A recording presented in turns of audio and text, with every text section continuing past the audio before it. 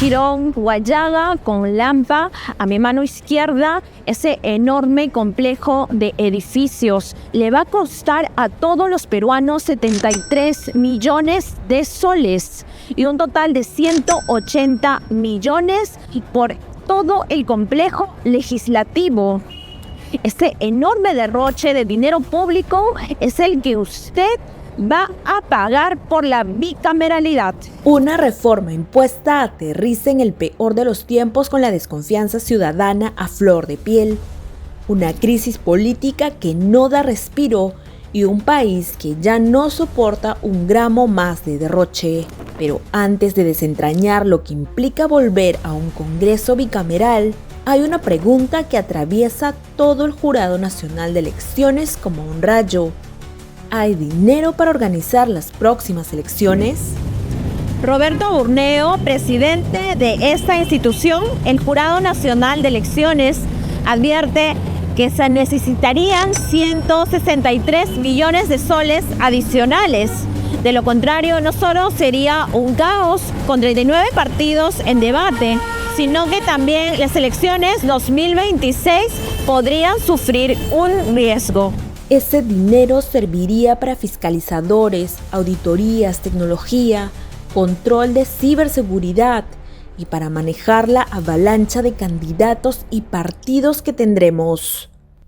Mientras el sistema electoral suplica más fondos para seguir respirando, el regreso a la bicameralidad aparece con una factura monumental, 1.000 millones de soles.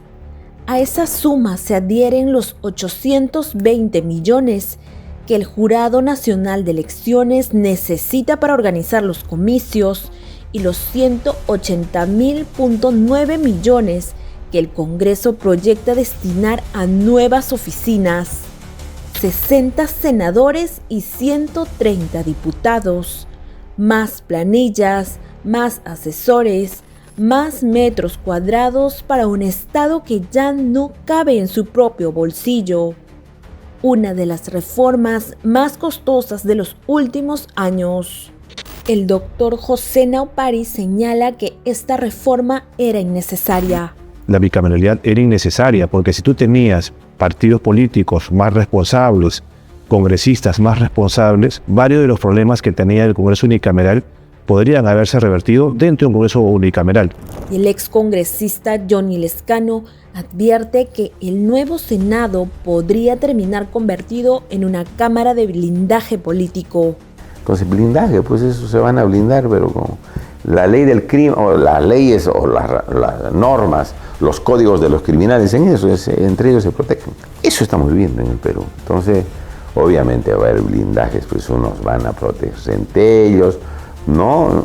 Van a ser denunciados por algo, los senadores los van a salvar, los diputados van a amenazar al gobierno si es un gobierno de oposición que quiera corregir al país. Entonces es en realidad tierra de nadie. Justo cuando los ciudadanos piden más control, no más privilegios.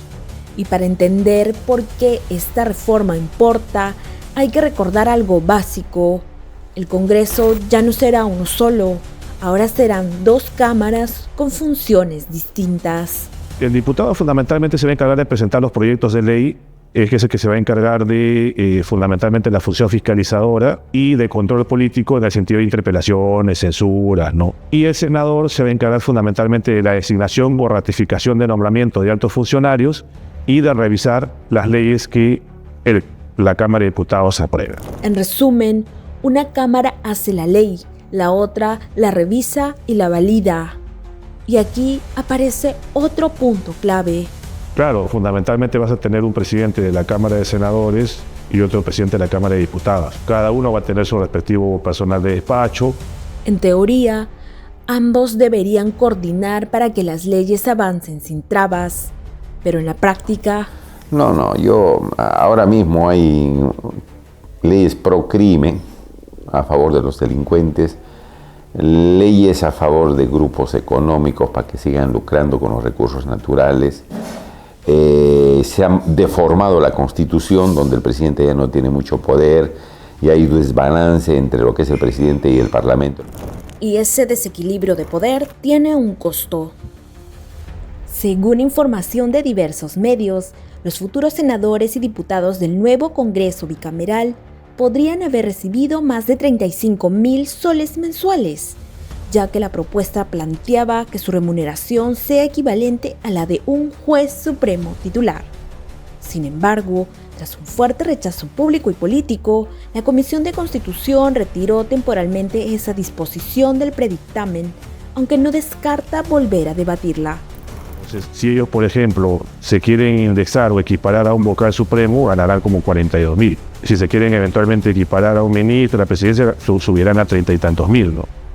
Ahí es un tema que ellos tendrían que colocarse una escala remunerativa atendiendo a su número, porque ellos dicen, no, pues que yo también ejerzo un cargo nacional, sé que yo soy casi como un ministro, no, pues porque el ministro es un cargo unipersonal y tiene a su cargo todo un sector.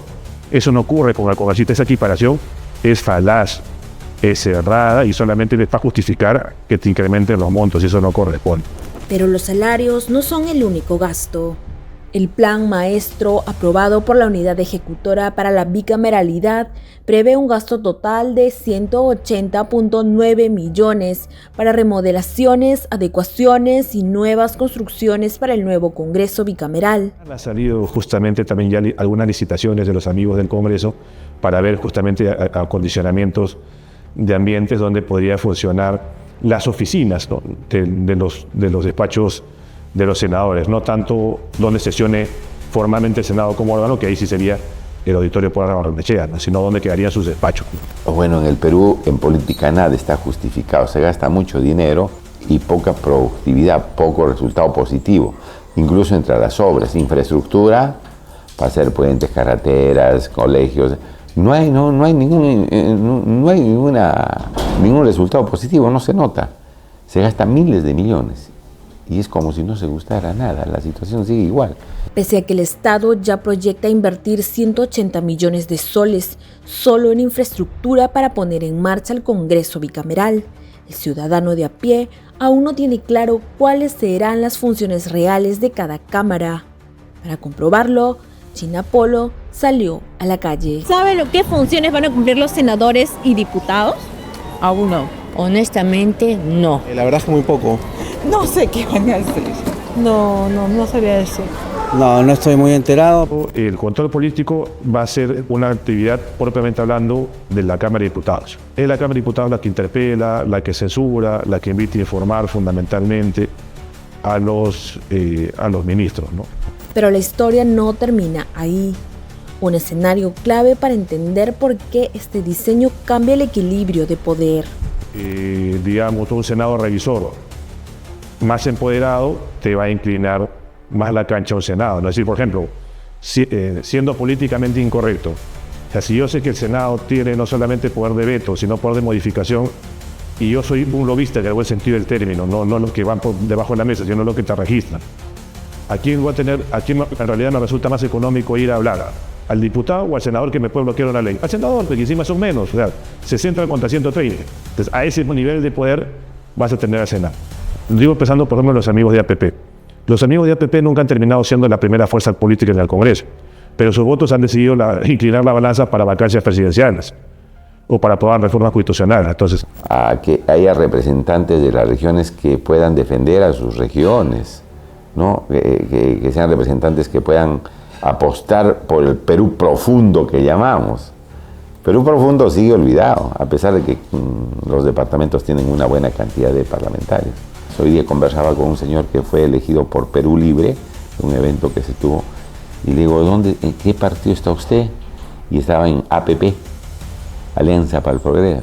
Y dije, oh, Dios mío, este señor ha pasado de Guatemala a Guatepeor, porque esos grupos son pues infectados, son de provincias, de APP de Trujillo, de La Libertad, que tiene como dirigente César Acuña, pero es un partido que realmente deja mucho que desear. Con respecto a la cantidad de partidos que podrían superar la valla, Naupari estima. Tal cual está el marco normativo ahorita, máximo 9. Si es que eventualmente se aprueba contra la regla de inmodificabilidad esta norma que permitiría difundir encuestas hasta un periodo más corto de tiempo, Yo diría que hasta 6. Y con hasta 9 partidos compitiendo, la situación se vuelve más compleja. En las elecciones del 2026 vamos a tener 4 votaciones distintas en una sola cédula: presidencial, senadores, diputados, Parlamento andino. Cada columna es un voto diferente. Sí, vas a tener que votar por la fórmula presidencial, marcando el símbolo o marcando la cara del candidato presidencial. Vas a tener que votar por marcando el símbolo respectivo en la Cámara de Diputados. Si tú quieres, colocas un número del voto preferencial, si quieres no. Ahí recordando que si tu candidato o candidata tiene un número de 2 dígitos, los 2 dígitos tienen que estar en un mismo recuadro. No puedes colocar un dígito en un recuadro y otro en otro. Pero necesariamente los 2 votos preferenciales tienen que ser del mismo partido por el cual estás votando en la elección respectiva, ¿no? Ahora, puede que de repente te olvidaste de marcar el aspa, cuya intersección tiene que estar dentro del recuadro, ¿no? Pero sí colocaste los 2 números preferenciales en la misma recta. No importa, el voto se considera válido, por ejemplo. Para el Senado hay un caso particular que genera confusión, aunque en cada región solo se elige un senador. Los partidos están obligados a presentar 2 candidatos, un hombre y una mujer, por la norma de paridad y alternancia. Luego tienes el tema del Senado por distrito electoral múltiple, en la cual hay un tema muy chistoso, ¿no? Porque tienes que elegir a un solo senador, pero cada partido tiene que presentar por la forma como han diseñado la alternancia y paridad, que podían haberla computado sobre la base 30, pero ahora no, es por cada circunscripción. Entonces vas a tener que cada partido presenta 2 candidatos para un solo escaño, ¿no? Entonces vas a tener que poder hacer el uso del voto preferencial, un solo voto preferencial, igual marcas el símbolo o colocas el número o haces las 2 cosas, ¿no? Pasas al Senado, el Senado Electoral Único Nacional, igual, ¿no?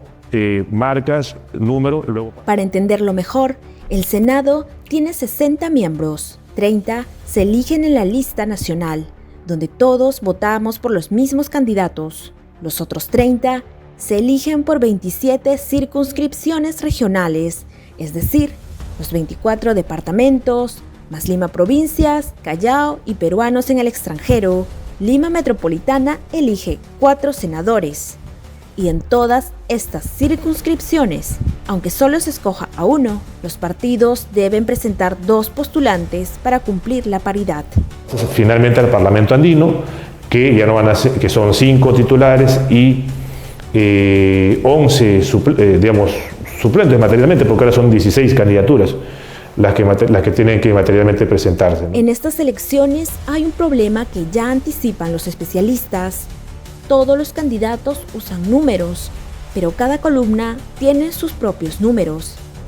Eso significa que el 1 del diputado no es el mismo 1 del Senado Nacional, ni el 1 del Senado Regional, ni el 1 del Parlamento andino. Ahí sí lo que tienes que tratar de recordar, la gente que quiere hacer uso del voto preferencial, es o escuchar o preguntar.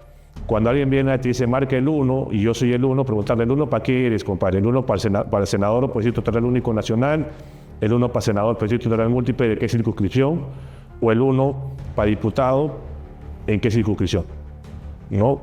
Porque si no, de repente estás marcando el 1, por ejemplo, para diputado, cuando tú querías marcar el 1 para senador. O de repente marcas el 1 para senador por distrito electoral único nacional cuando querías haber votado por el 1 por distrito electoral múltiple. Entonces hay que recordar bien, en todo caso, 1 para qué cosa eres, ¿no? El Congreso bicameral será el encargado de levantar la inmunidad de la expresidenta Dina Boluarte, investigada por presuntos actos de corrupción y tráfico de influencias. Esto permitirá que la Fiscalía la investigue por la recepción de joyas y relojes de lujo no declarados, así como por posibles irregularidades de su entorno. Por eso hay que elegir bien, repito, porque no se puede dar, por ejemplo, ningún solo voto a estos partidos que están en el poder. Sería un error del pueblo del Perú. Al queiquismo, al porquismo, a Cerrones, a las Acuña, a los Luna, a la Avanza País, a Acción Popular. No se les puede dar ningún voto, porque si no la situación va a ser la misma o mucho peor. Las mafias van a seguir tomando cuerpo. Entre plata y poder, ¿para quién está hecha esta nueva bicameralidad? ¿Para mejorar las leyes o para garantizar cuotas de poder? El Congreso cambia de forma, pero ¿cambiará de fondo? Esto es una contrarreforma. Es decir, no tienen el menor respeto a la voluntad del pueblo.